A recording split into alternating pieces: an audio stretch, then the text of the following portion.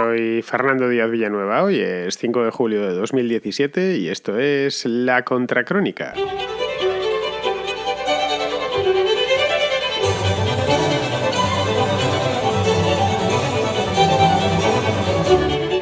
Lo que estamos viendo en Venezuela estos últimos 2 o 3 meses es desgraciadamente lo que hay. No tiene ni trampa ni cartón.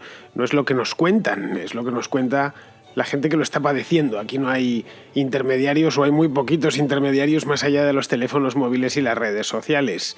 No pasa día sin tener que lamentar uno o varios muertos, generalmente de chicos jóvenes y de chicas jóvenes que se manifiestan en las calles de las distintas ciudades de Venezuela y que son tiroteados inmisericordiamente por la Guardia Nacional Bolivariana, por la policía de aquel país que desde hace meses emplea, pues aunque nos parezca mentira y nos sorprenda, emplea fuego real. Bien, mientras eso sucede en la calle, en paralelo, a nivel institucional, se ha producido la primera fractura que se va agrandando conforme pasan las semanas y que tiene ya el tamaño de un boquete de generosas proporciones. La fiscal general del Estado, que se llama Luisa Ortega, se ha declarado ya abiertamente en rebeldía, lo hizo ayer de una manera abierta y directa y ha sido de facto sustituida. Tiene, de hecho, prohibido abandonar el país y muy probablemente vayan contra ella y que habría la posibilidad de que la terminasen encarcelando. Todavía no se ha producido ese evento, espero y cruzo los dedos para que no lo hagan, pero en Venezuela ya sabéis que puede suceder cualquier cosa. El régimen, como vemos, se cierra sobre sí mismo a menos de un mes, porque es este mismo mes de la Constituyente.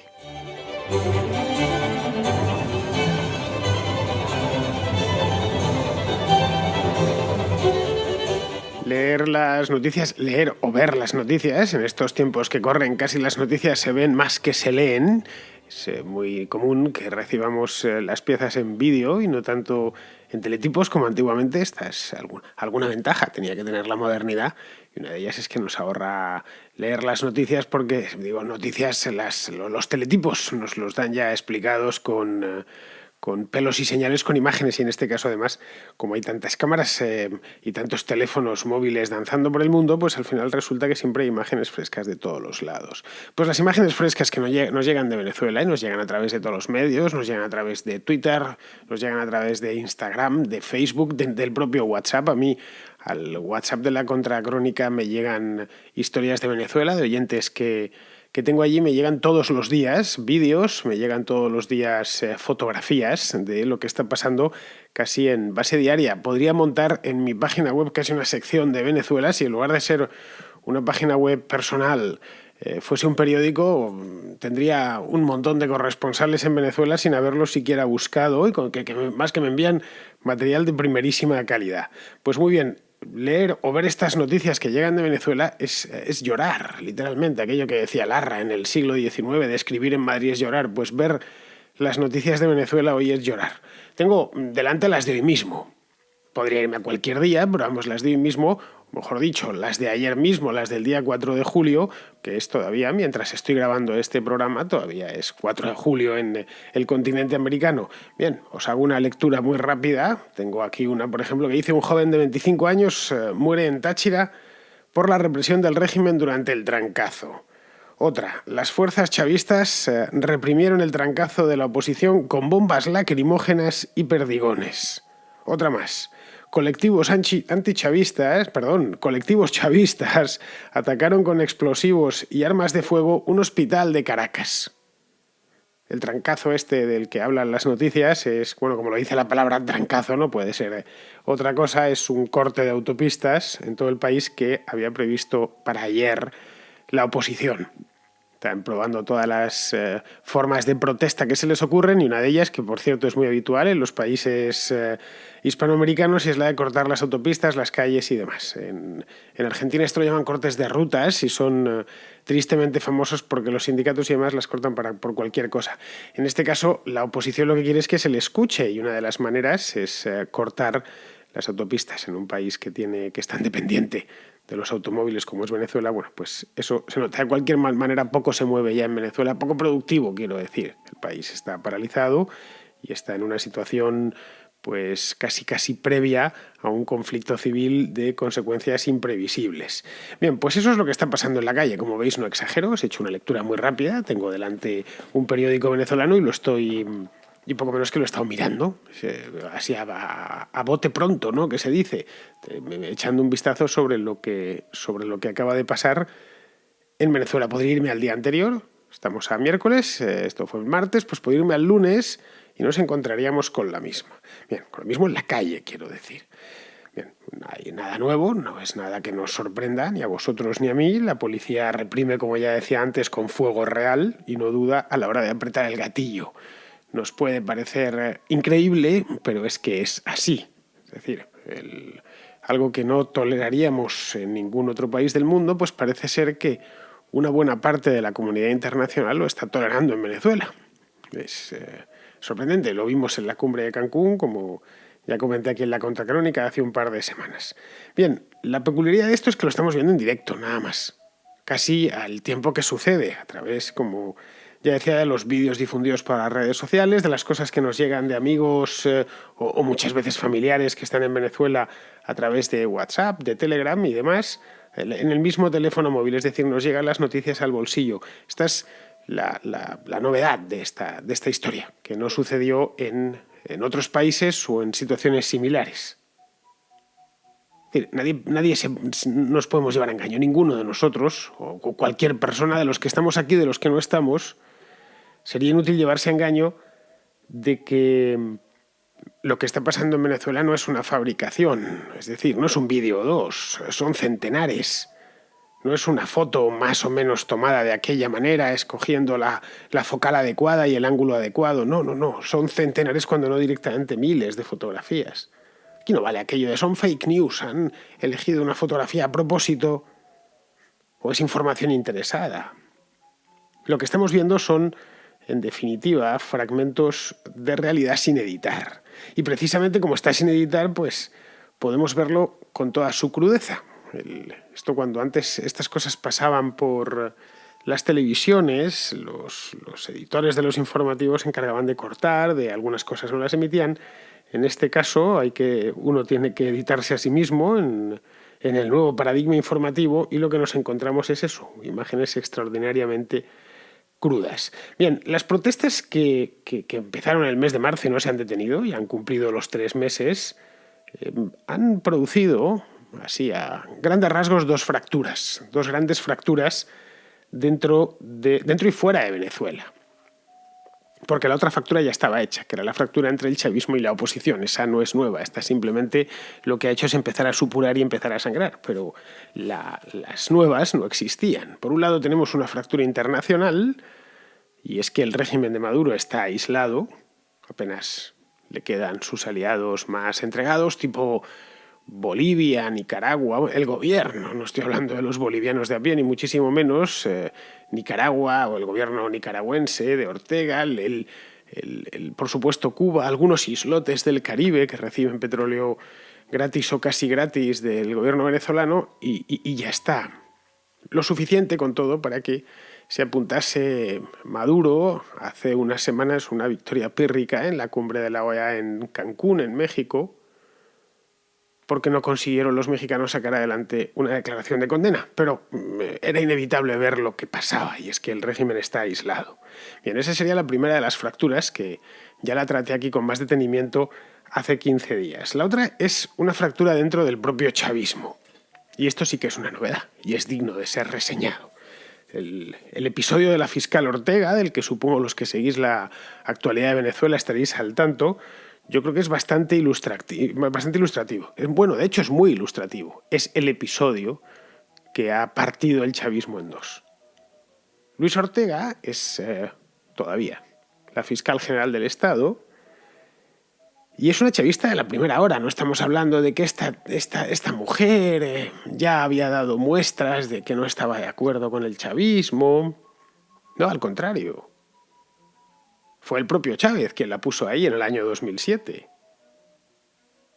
Y luego el propio chavismo, la propia Asamblea Nacional Chavista, antes de las elecciones de 2015, le había renovado en el cargo, creo que hasta 2020, una cosa así.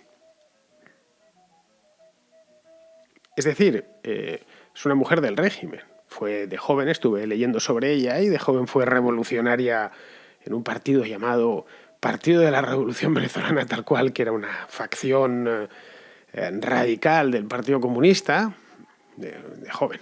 Tiene ahora mismo, creo que son 60 años, esta mujer.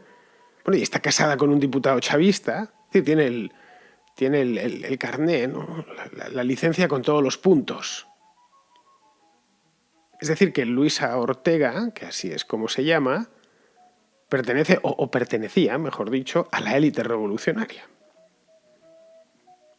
Tanto y de tal manera que ella fue la que fabricó la acusación contra Leopoldo López en el año 2014. Y digo fabricó con conocimiento de causa, es decir, no lo digo por decir. El fiscal encargado de este caso, es una pena que no tuviese yo el programa en aquel entonces, en 2014 y en 2015, porque le hubiese dado un seguimiento completo. Pues el fiscal del caso, que se llama Jonathan Nieves, no vive en Venezuela ya, por supuesto, denunció después, cuando ya había sido condenado Leopoldo López, denunció que todas las pruebas utilizadas durante el juicio eran falsas. Acto seguido huyó del país. Hoy está en los Estados Unidos. Bueno, está en los Estados Unidos como otros muchos arrepentidos del chavismo. Léase Leamsi Salazar, por ejemplo, de que los han puesto en protección de testigos después de cantar la Traviata a las autoridades norteamericanas, especialmente o con especial predilección a las autoridades encargadas de la lucha contra el narcotráfico. Bien, como veis, esto sucedió hace relativamente poco. La sentencia de Leopoldo López creo que se leyó en septiembre de 2015, y que no hace ni 2 años.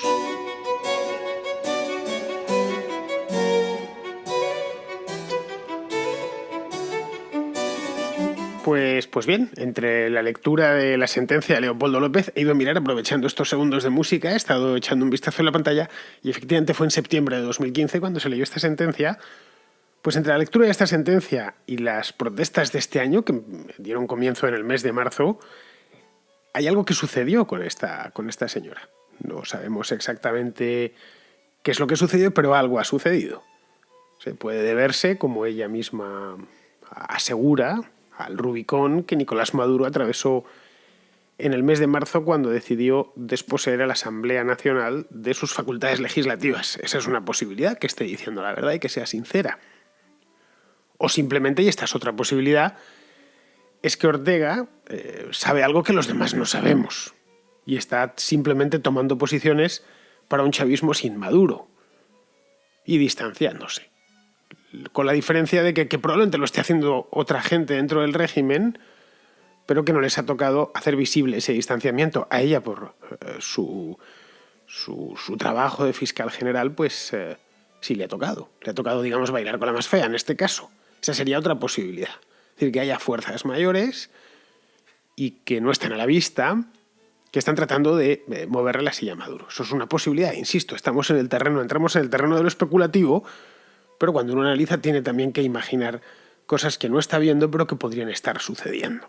Bien, como veis, ambos extremos son perfectamente plausibles. Puede ser que se haya caído del caballo camino de Damasco como San Pablo y haya visto, después de toda una vida entregada al chavismo, que efectivamente servir a ese régimen infame no está bien, y decidió dar el paso a raíz de la disolución de la Asamblea en marzo, o que esté bien informada, o que quiera distanciarse, o que quiera seguir siendo alguien en la Venezuela de después, no de después del chavismo, porque ella es chavista. De hecho, lo que ha salido pidiendo es que se respete la Constitución chavista, sino en la Venezuela de después de Maduro. El hecho es que desde que en el mes de marzo denunciase la deriva dictatorial del régimen, Ortega ha ido elevando el volumen de sus declaraciones. Podría haberse callado, pero no lo ha hecho. Podría haber aquello que dijo en aquel entonces y haber permanecido en silencio, o con un perfil mucho más bajo. No ha sido el caso. De hecho, ayer mismo dio una rueda de prensa, ayer mismo la habían citado para prestar declaración en el Tribunal Superior de Justicia de Venezuela y decidió no reconocerlo y ofreció en su lugar una rueda de prensa en Caracas. en la que realizó una enmienda a la totalidad del madurismo. Es digno de ser vista la rueda de prensa y escuchar a esta mujer el speech que se soltó. Dijo que los 17 magistrados del Tribunal Supremo de Justicia que ella misma ha recusado son ilegítimos e inconstitucionales. Eso así para empezar, ¿no? Para abrir boca. Que en marzo se produjo una ruptura constitucional. Eso ya lo había dicho, pues se reafirmó en sus palabras. Que la constituyente de Maduro es ilegal. Ilegal en tanto que es inconstitucional y por lo tanto no hay que respetarla, es decir, no hay que reconocerla como tal. Que no se someterá al escrutinio del Tribunal Superior de Justicia porque no reconoce su autoridad. Y por esa razón está dando una rueda de prensa y no donde la habían citado. Que es Maduro quien está dando un golpe de Estado. Ojo, esto lo está diciendo la todavía fiscal general. No lo está diciendo un alcalde opositor. Siendo la que todavía es una fiscal general y que tiene una hoja de servicio al chavismo impecable. Está diciendo que el golpista, que aquí el único golpista que hay, es el propio presidente de la República. También dijo que en Venezuela se están violando de manera sistemática y reiterada los derechos humanos. Repito, es la fiscal general, nos puede gustar más, menos, no gustarnos nada, pero no deja de ser la fiscal general, que lo diga. Y no es una acusación, es una batería de acusaciones, todas muy graves. Imaginaos que el fiscal general del Estado en España dice lo mismo del presidente del gobierno, o su homólogo en Argentina, o su homólogo en México, o en Colombia, o en Perú, o en cualquier otro país. Como mínimo sería para levantar las manos, eso para empezar. Es decir, que si en lugar de estar en una rueda de prensa como estaba, hubiese estado en un casino, todos hubieran gritado, los periodistas congregados hubieran gritado al unísono bingo, porque fue un bingo, tal cual. Línea y bingo, lo hizo todo de golpe. De ahí que os insista en que veáis el vídeo, está en El País, lo tenían. Tenían un pequeño extracto de la intervención de esta mujer. Bien, el gobierno no ha sustituido a Ortega porque no puede. No puede todavía, por lo menos. No puede, necesita el refrendo de la Asamblea Nacional, pero sí la ha sustituido, no la ha sustituido de jure, quiero decir, sí la ha sustituido de facto. La sustituyó ayer, precisamente. Ayer fue un día, digamos, muy judicial en Venezuela. Ayer juró su cargo la sustituta, en calidad de vicefiscal, porque no podía jurarlo en calidad de fiscal, ya que está ocupado el puesto, hasta que se la termine encargando. Para cargársela necesita, ya digo, el refrendo de la Asamblea Nacional, pero es que la Asamblea Nacional en principio desaparecerá con la Constituyente, así que en ese momento no hará falta. O también es posible, como sucederá, que con la Constituyente directamente la Fiscalía General del Estado y el Ministerio Público como tal desaparezcan o se conviertan en una cosa bien distinta. Pues bien, esta nueva vicefiscal general, la sustituta de Luis Ortega, se llama Catherine Harrington. Yo no sabía ni quién era, la verdad, y eso que procuro seguir la nomenclatura venezolana, procuro sabérmela de memoria y conocer un poco la vida y milagros de cada uno de ellos, pero es que son muchos. Así que tuve que buscar por internet. La verdad es que forma parte de la nomenclatura, pero es segundo nivel. Era como un jugador de fútbol de un equipillo pequeño. No jugaba en el Atlético de Madrid ni en el Real Madrid, ni nada de eso.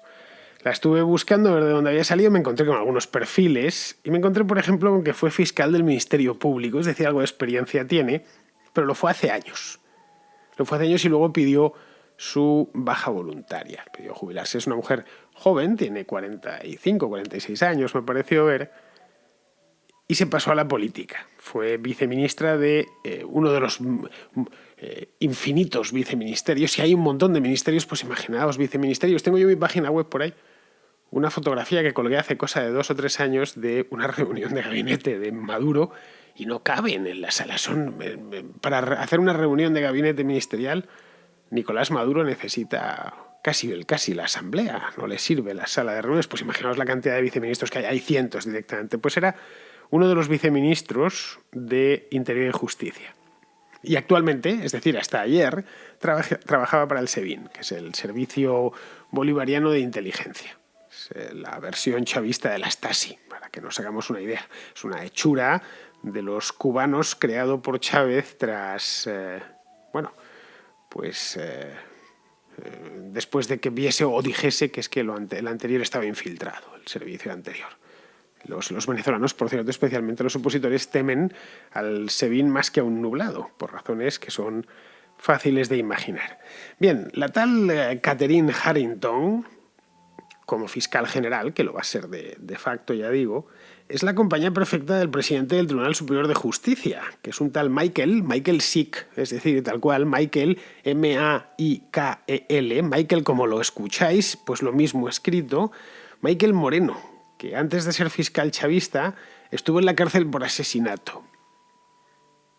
Moreno también trabajó en los servicios de inteligencia. Luego fue expulsado de la carrera judicial por dejar en libertad a 2 asesinos, tipos de Chávez, ¿eh? Y luego, cuando ya llegó Maduro, entró de nuevo por la puerta grande en la judicatura, pero ya como magistrado del Tribunal Superior de Justicia, donde, entre otras cosas, entre esto que llaman la hoja de vida, ¿no?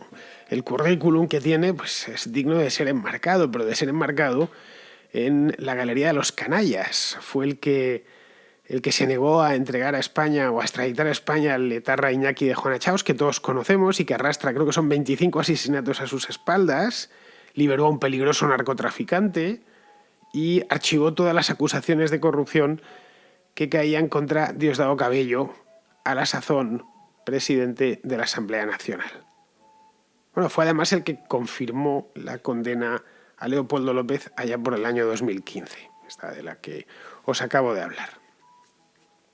Esto de Michael Moreno podríamos denominarlo justicia onomástica, es decir, si te llamas Michael con K quiero decir, que es un nombre propio, un pandillero que está ahí a caballo en algún punto, es entre el español y el inglés, pero no pertenece a ninguna de las dos lenguas. Claro, de un tipo llamado Michael con K no podía salir otra cosa. Si veis, el compañero son los compañeros perfectos, que si no son delincuentes se le aproximan bastante. Pues bien, esa es la ratonera judicial del madurismo. Y se ha metido, como no podía ser menos, a 2 ratas de primera categoría. De hecho, hablar de poder judicial en Venezuela, hablar hoy de poder judicial en Venezuela, es una humorada, es un chiste de mal gusto, sinceramente os lo digo, y os estoy poniendo datos encima de la mesa, sin tratar de forzar la nota, porque lo bueno de lo que ha derivado el chavismo es que no hay ni siquiera que forzar la nota, se fuerza esa nota ella sola. Tampoco se puede hablar de poder legislativo, la verdad. Oye, es inoperante, y si será la constituyente, que como ya os comentaba, pues desaparecerá, entonces tampoco habrá poder legislativo ninguno. En Venezuela, de hecho, solo se puede hablar de poder ejecutivo y nada más. Pero poder ejecutivo el de Nicolás Maduro, al menos mientras le dure la cuerda. Lo que no sabemos es durante cuánto tiempo le va a durar esa cuerda. Eso es lo que no tenemos ni idea. Puede ser que le dure 1 año más, 5 años más, o que se lo ventilen en unos meses. De hecho, yo estoy convencido que la cuerda le durará el tiempo que le conceda Raúl Castro, que es quien realmente manda en Venezuela. Y ojo, ni 1 minuto más.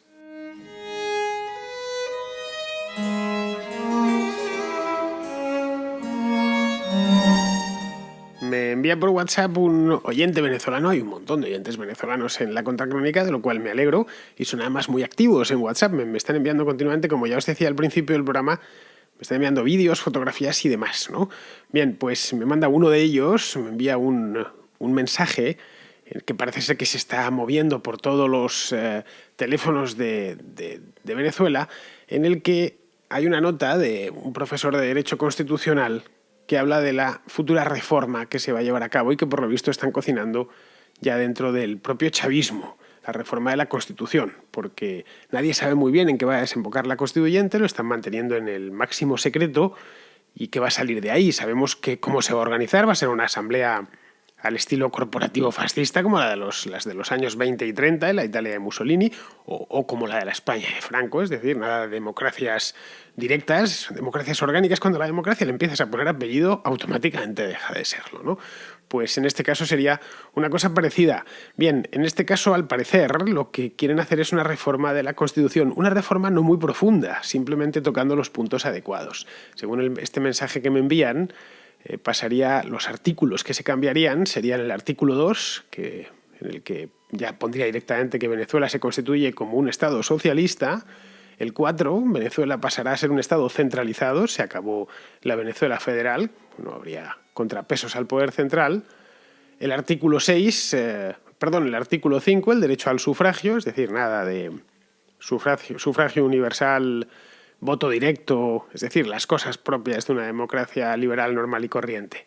Y habría más. Se suprimiría, por ejemplo, en el artículo 91, se suprimirían los trabajos propios del sector privado. Todos los empleos serían, a partir de ese momento, de carácter público.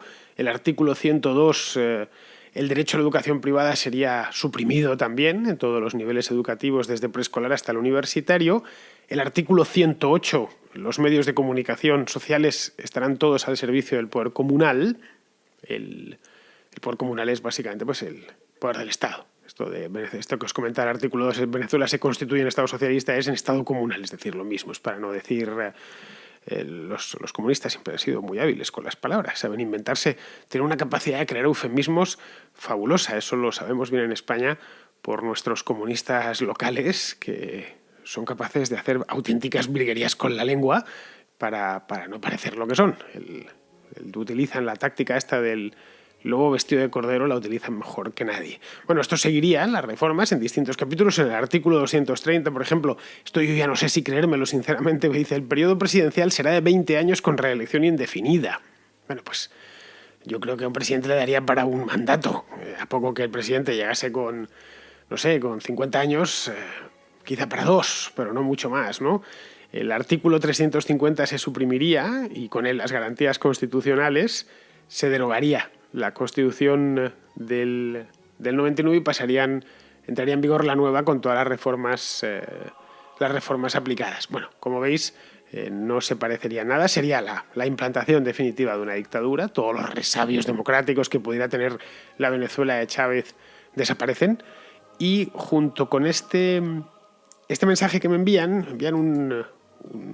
un panfletito que está en un libelo, es la palabra correcta, que está circulando ahora por Venezuela, en el que, en 21 puntos exactamente, cuentan de que va a ir la constituyente. Claro, uno los lee y dice, bien, hay algunos, el punto 21, por ejemplo, dice: las viviendas de las personas no pueden ser vendidas ni heredadas, todas pasarán a ser propiedad del Estado. Pues sí, basta con decir que se va a convertir formalmente en un partido comunista y el resto nos lo podemos inventar, nos lo podemos imaginar, porque está todo inventado. La ventaja de vivir en el año 2017 es que ya ha habido un montón de estados comunistas, todos han terminado mal y todos te han dejado sin casa. Es inevitable. Así que yo espero que esto no salga adelante. A los venezolanos les deseo la mayor de las suertes y que tengan fe y que resistan, porque la libertad, una vez la has perdido, cuesta muchísimo recuperarla. No tienen más que mirar un poquitín al norte y ver lo que les pasó a los cubanos, que después de casi 60 años pues no han recuperado. Bueno, pues con esto ya termino este programa casi monográfico sobre el tema de Venezuela y vamos a pasar a Pizarro, que nos quiere comentar algo lejano de Venezuela, en este caso de China, y su alteración del valor del yuan. La naturaleza estatista del sistema político chino no le permite dejar de adulterar y viciar todos y cada uno de los aspectos de la vida, obra y hacienda de los chinos. El dinero actual, desposeído de su valor social como facilitador de los intercambios libres y transmisor de información mercantil, y convertido en herramienta de financiación política, solo puede estar manipulado. Lo desvergonzado del mangoneo chino aporta certeza sobre que intervendrá si las cosas se le tuercen. Certeza que ya teníamos. Un cordial saludo de Pizarro. Pues con esto ya podemos dar por terminado y por inaugurado el programa. Yo el programa lo inauguro y cuando termino de editar, subo, pongo todo, pongo la música final, procuro que encaje, además que la coda de la pieza encaje justo al final, y automáticamente lo subo y queda inaugurado, como los pantanos, ya lo he dicho muchas veces. Pues queda inaugurada la contracrónica de hoy tan pronto como me despida de vosotros. Hasta mañana.